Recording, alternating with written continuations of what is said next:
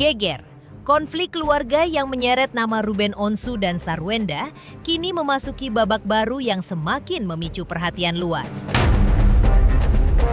Bagaimana tidak, usai unggahan Onyo yang mengaku mendapatkan tindakan tidak menyenangkan, bahkan diduga ditampar oleh sosok yang dipanggil tante. Hal ini langsung ditanggapi serius oleh pihak Lembaga Perlindungan Anak hingga pihak terdekat yang mulai memberikan tanggapan dan pandangan tegas terkait hal ini. Lantas bagaimana respon resmi dari KPAI menyikapi dugaan kekerasan terhadap anak tersebut?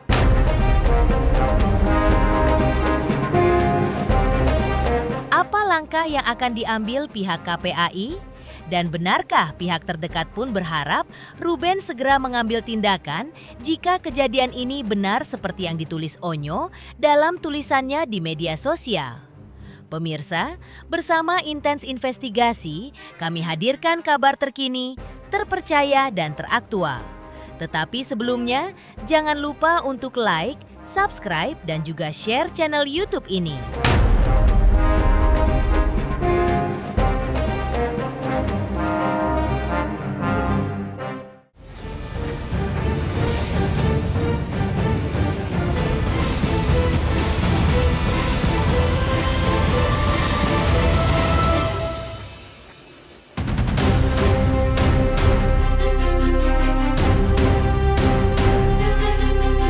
Pemirsa, Intens Investigasi.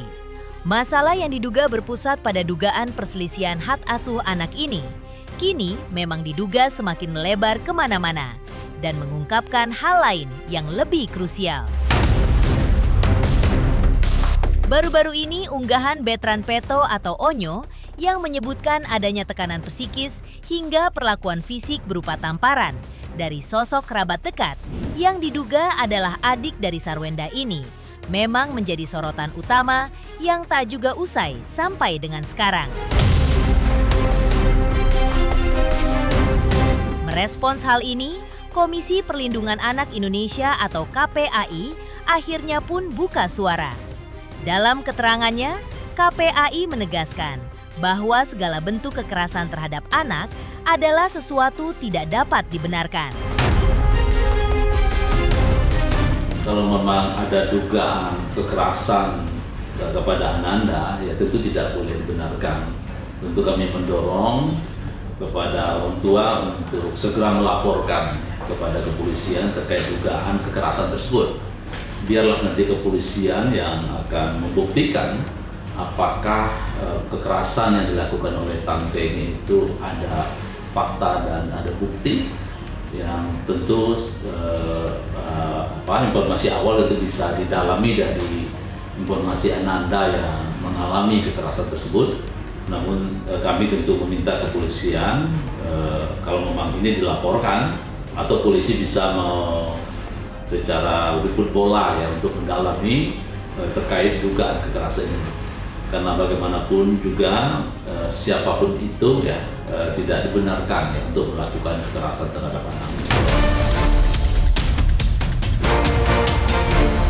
Tidak hanya itu pemirsa, selain memberikan tanggapan, KPAI juga memberikan saran dan solusi agar perselisihan antara Ruben Onsu dan Sarwenda tidak semakin merugikan masa depan anak-anak. Lantas, seperti inilah ungkapan KPAI di hadapan awak media saat ditemui hari ini.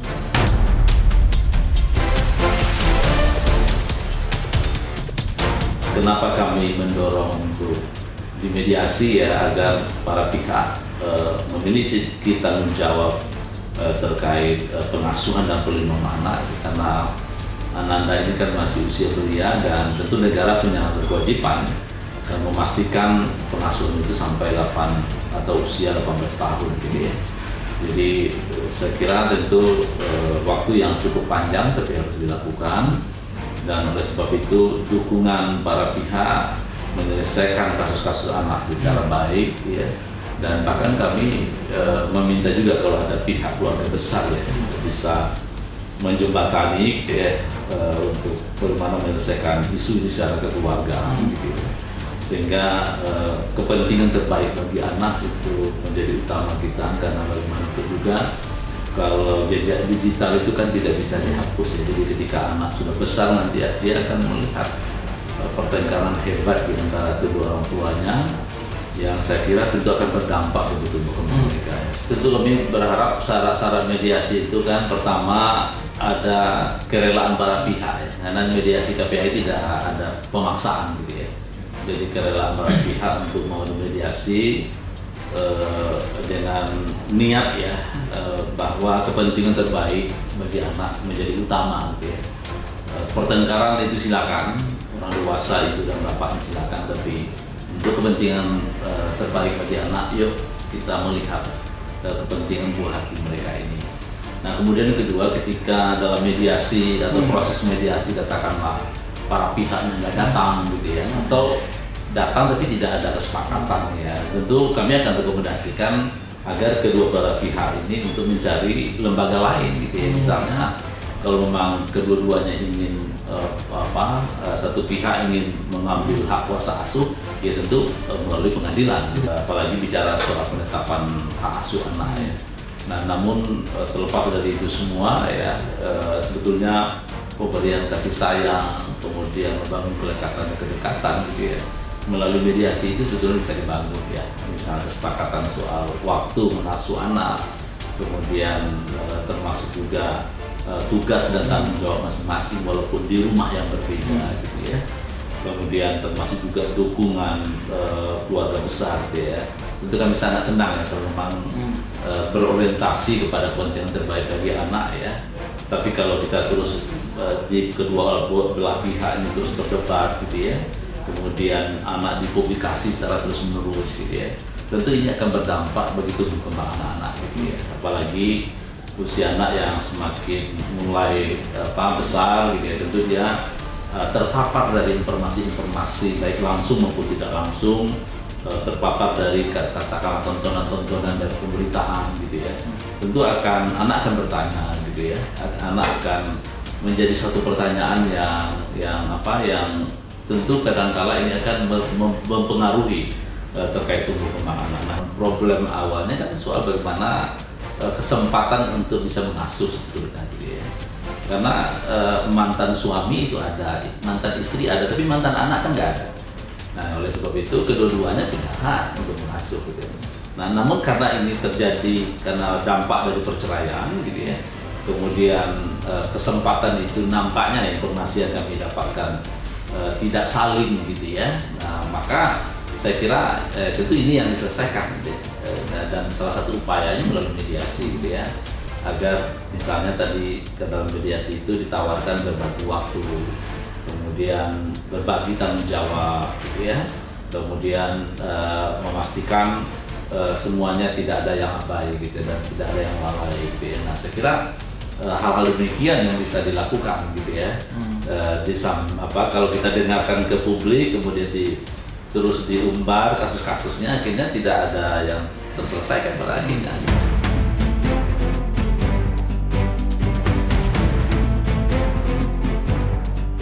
Sementara itu pemirsa, sebelumnya pandangan tegas juga disampaikan oleh mantan manajer Sarwenda dan Ruben Onsu, Nanda Persada.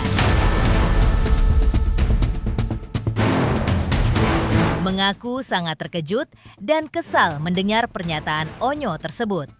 Menurutnya, tindakan seperti itu sudah sangat keterlaluan, apalagi dilakukan terhadap keponakan sendiri.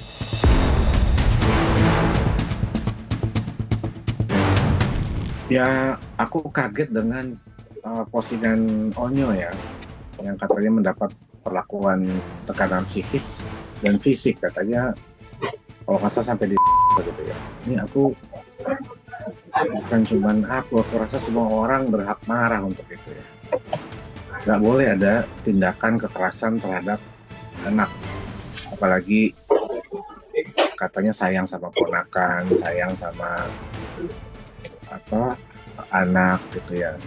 Tapi begitu ada hal-hal yang sifatnya kekerasan psikis dan terutama fisik, itu harus ditindaklanjuti sih menurut aku, dan harus direspon oleh lembaga terkait. kalau perlu ke jalur hukum karena ini sudah mengganggu kondisi psikologi dan juga itu tindakan fisik itu bisa dipidana loh kalau ada bukti-buktinya. Dan ini nggak boleh kita biarin, nggak boleh kita normalisasi, kita biarkan hal-hal seperti ini gitu. Karena ini tanggung jawab bersama. Karena kalau kita biarkan, akhirnya kesannya akan terjadi normalisasi hal yang biasa, hal yang tidak fatal. Kita nggak boleh biarkan hal-hal seperti ini. Nanda Persada masih saat dihubungi awak media via daring kemarin juga menyampaikan rasa kekecewaan dan kesedihannya yang mendalam saat melihat perubahan sikap Sarwenda yang menurutnya sangat berbeda dengan sosok yang sebelumnya ia kenal selama ini. Nanda juga angkat suara soal ia yang sudah tidak lagi bisa berkomunikasi dengan Sarwenda. Namun meski begitu, ia tetap berharap agar masalah ini segera diselesaikan dengan cara yang terbaik. Aku sama Wenda terus terang nggak ada kontak, nggak ada komunikasi ya, karena aku melihatnya gini ya, kalau memang aku kan sudah tegur lewat sosial media dan media, tapi dia tidak ada respon. Ya percuma sepertinya kalau aku ngobongin dia langsung juga gitu, karena ya makanya Wenda yang aku kenal dulu tuh nggak kayak Wenda yang sekarang yang aku lihat. Makanya aku juga sedih ngeliatnya gitu, saking kecewa ya. Heboh buka suaranya KPAI pemirsa. Sebelumnya Ruben Onsu selaku ayah dan yang paling dekat dengan Onyo juga akhirnya memberikan penjelasan terkait apa yang dituliskan anaknya itu di media sosial. Lantas, benarkah Ruben sudah bertanya langsung dan meminta penjelasan dari Onyo? Ataukah ini merupakan unek-unek Onyo yang sebenarnya dia tidak ingin Ruben, sang ayah, mengetahuinya?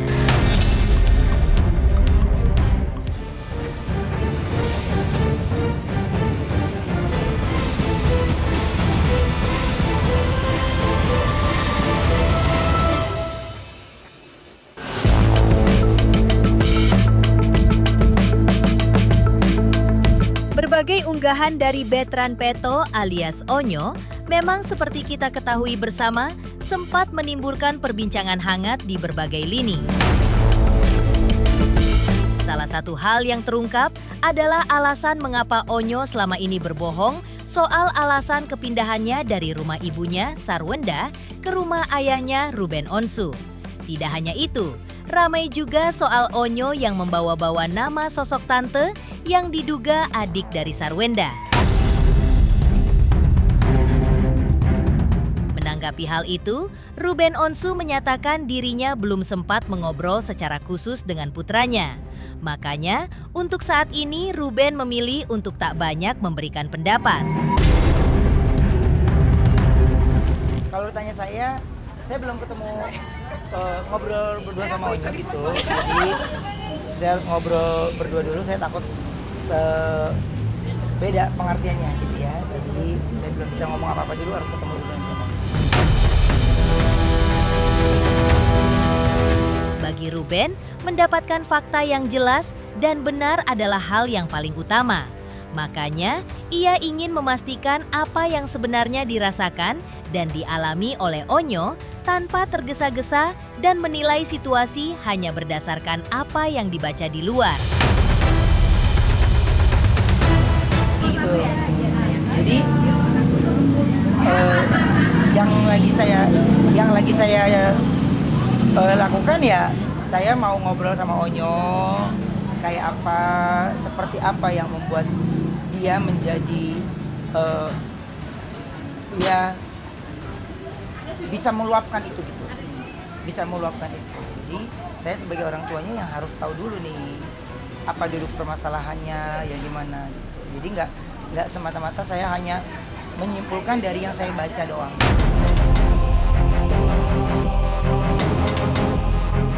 Sementara itu, untuk urusan hukum dan segala proses lanjutan, Ruben Onsu menyerahkan sepenuhnya kepada kuasa hukumnya, Minola Sebayang.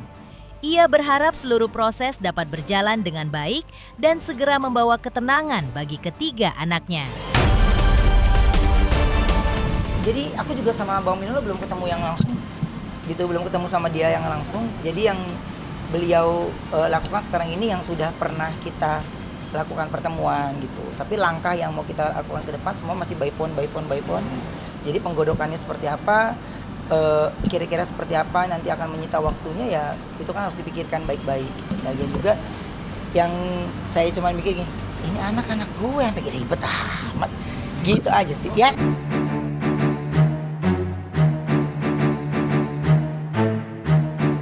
Di tengah situasi yang semakin memanas, dukungan dan nasihat juga datang dari sesama rekan selebriti. Lantas, apa pesan dan harapan yang disampaikan oleh Inul Daratista? Benarkah sama seperti yang lainnya? Inul berharap permasalahan ini cepat selesai.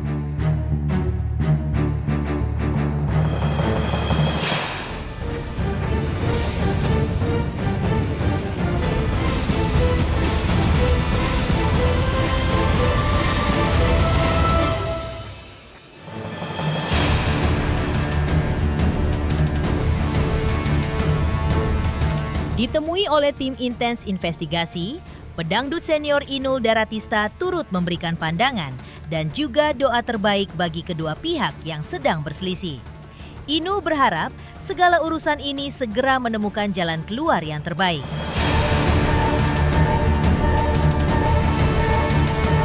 Mudah-mudahan semuanya berjalan dengan lancar lah gitu, segala urusan bisa beres. Aku yakin Uben juga bisa bisa menyelesaikan semuanya dengan baik, karena sejauh ini aku mengenal dia itu orangnya sangat tulus banget, dan dia tuh benar-benar mengkeep semua rahasia keluarganya loh, menurut aku ya gitu. Dan aku yakin bisa terselesaikan dengan baik lah, karena aku tahu dari dia belum menikah sampai waktu masa pacaran dulu, romantisnya kayak apa ya, itu sebenarnya hal-hal yang mungkin akan kalau bisa itu menjadi jembatan lah, kalau bisa inget dulu ojo ribut-ribut gitu, harus bisa diselesaikan dengan baik karena ini kan berhubungan dengan anak-anak ya.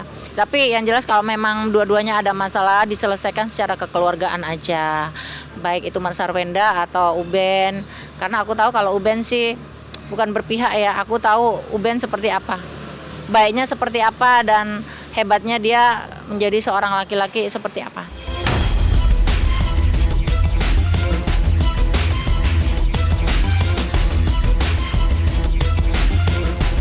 Demikian pemirsa, kabar terkini, terpercaya, dan teraktual yang kami hadirkan hari ini. Jangan lupa saksikan terusi Intens Investigasi dan pastikan jangan lupa untuk like, subscribe, share, dan juga komen.